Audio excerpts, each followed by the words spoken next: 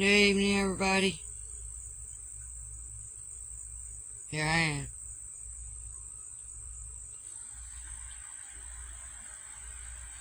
It's sunset.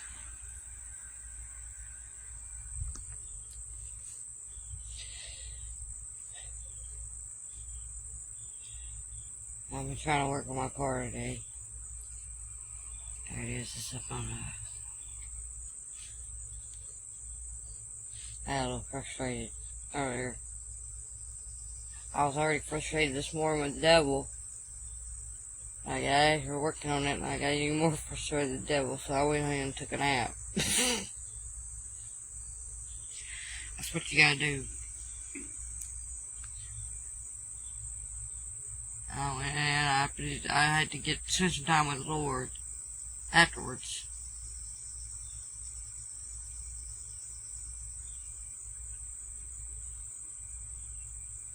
Anyway.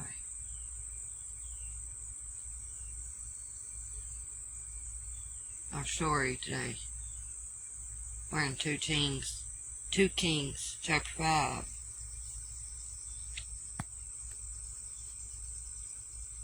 Let's hope we don't get muted again like this morning. That was a mess.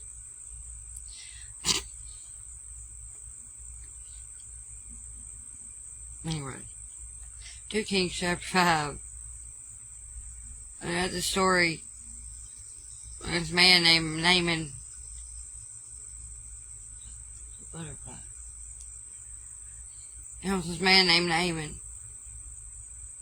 He was like a captain of, he was a really high captain of the host of the king of Syria. That's what he was. And he had leprosy. There was they brought this maid, this little, like it says that she was a little maid, into his house to be a servant to his wife. She sees Naaman has leprosy, and she has compassion on him. She says, "You need to go to Israel." And she says,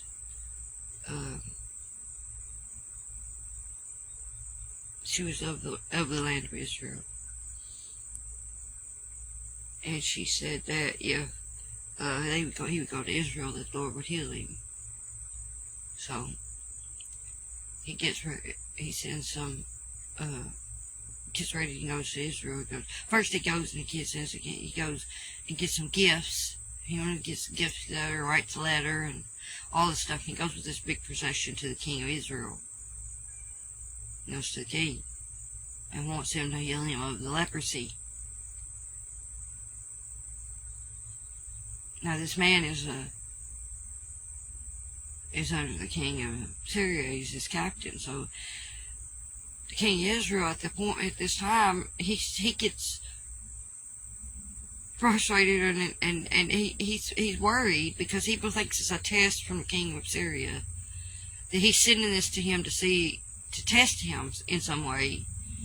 And the king of Israel knows he's not God and he's not a prophet, and he doesn't have the power to heal this man. And he's a little upset. He don't know what to do. And so Elisha hears about it and tells the king, "Why are you so worried?" He's like, "Send him to me. I'll take care of it." So Naaman goes to Elisha, and he gets to his house.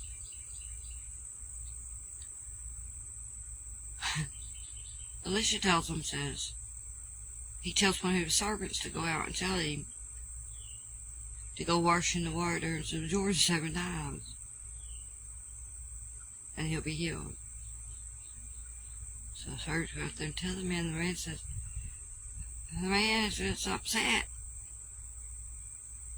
He's expecting some grand display. Elisha's going to come out, "By God, by the God of Israel, you are healed."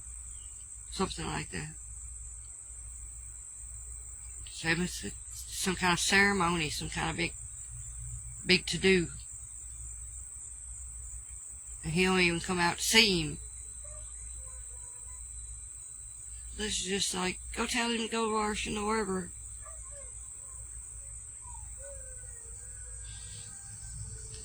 So of course this man's pride, as he thought, he done got all this prepared, got all these gifts and stuff for the king in some big fashion.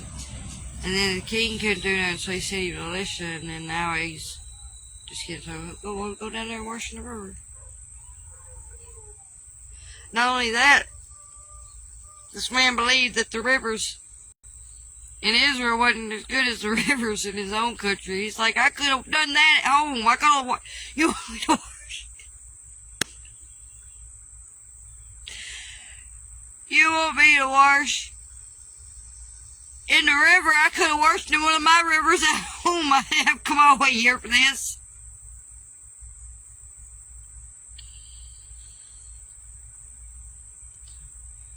So he's starting to fix to go away mad without any healing.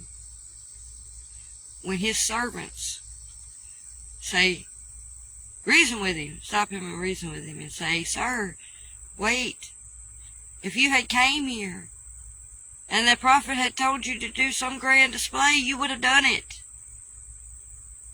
Why are you not doing what he told you to do? What's it going to hurt? We're already here.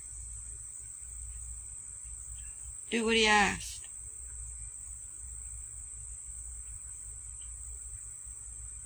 So the man relents and he goes and does what he asked. And he washes in the river and he's healed. When he comes up out of the water, he says, I know now there is a God in Israel. And he goes to Elisha and he apologizes and he repents of ever even worshiping any other God.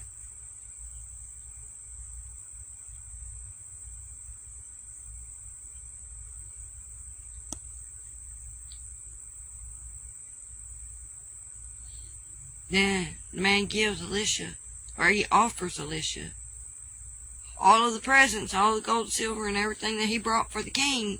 He offers it to Elisha. Elisha tells him he don't want it. Elisha had his reward. He did what God wanted him to do. He healed the man. That's all he needed.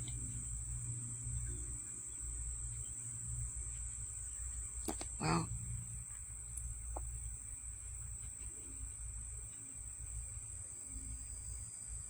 after that, this man leaves, leaving with all his silver and his gold.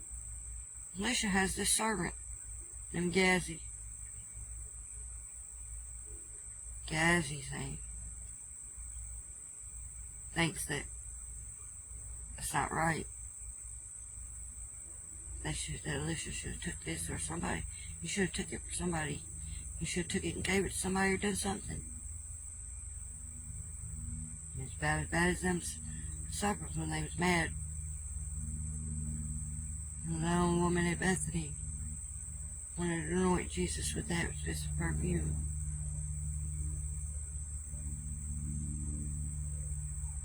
They said, couldn't it be sold to give to the poor?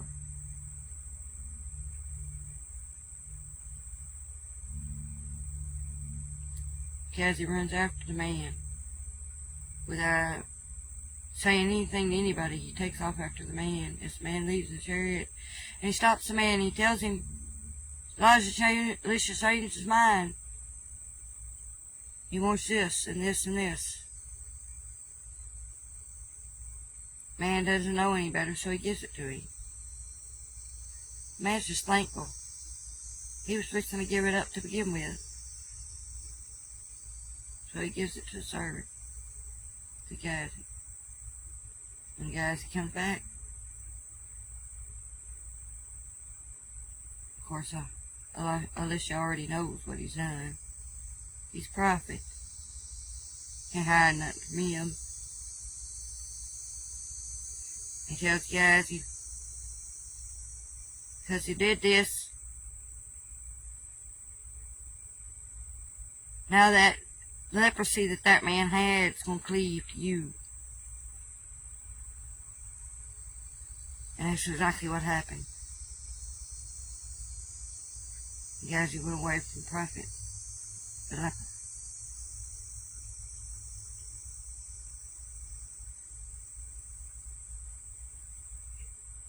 It just reminds me of how Jesus knew Judas was going to betray him before he ever even did. Day one, when he chose him, he knew what's going to happen. He still brought him close. He tried to love him. Tried to teach him something.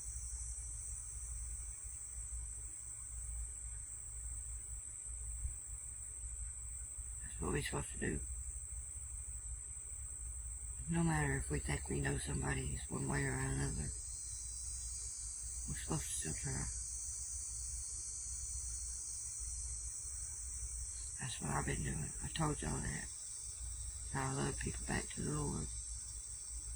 It takes getting loud and hollering at them sometimes. That's what I'm do too.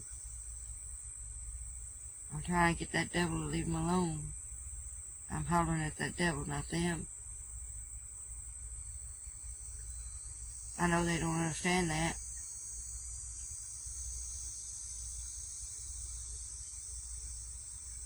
Jesus knew his disciples didn't understand a lot of what he said, what he did.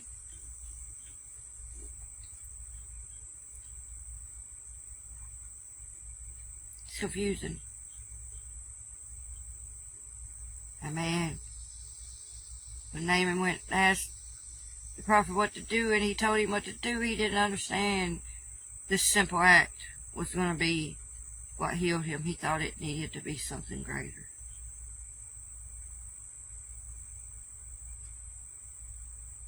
It's not the water. It's not where the water is. Power ain't in any of that. Power's in the Lord. The prophet told him to do what the Lord told him to do. It's in the obedience. It's in the obedience of doing what he tells you to do when he tells you to do it. That's what has the power.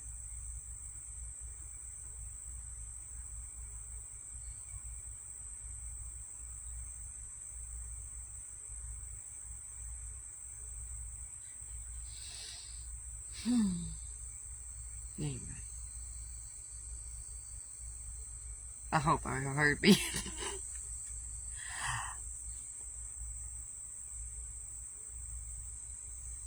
That devil trying to mute me. Oh, y'all didn't know. As soon as I did my second video this morning, after all that happened, the devil muted me. And I had to go all the way over and do it all my live all over again. I got up off this bench to walk in the house. Right there on top of that pole right there was a raven talking to me.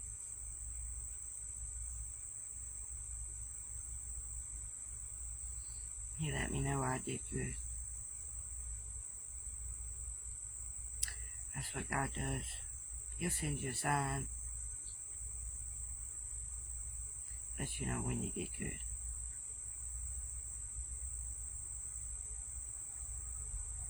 Anyway.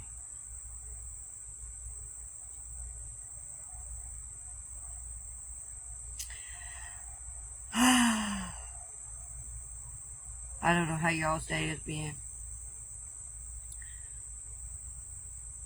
Mine's not been very eventful except for this morning with the fight with the devil. And then getting frustrated with the car. That's why I had to go sleep. I wouldn't have been able to done this live if I'd stayed in the state I was in earlier. Sometimes you gotta take a break. Take a minute. Meditate with the Lord. Just set your path straight.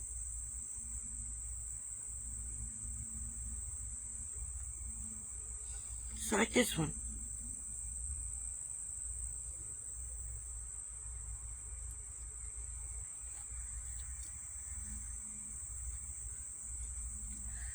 I love y'all. I'll see y'all in the morning at sunrise.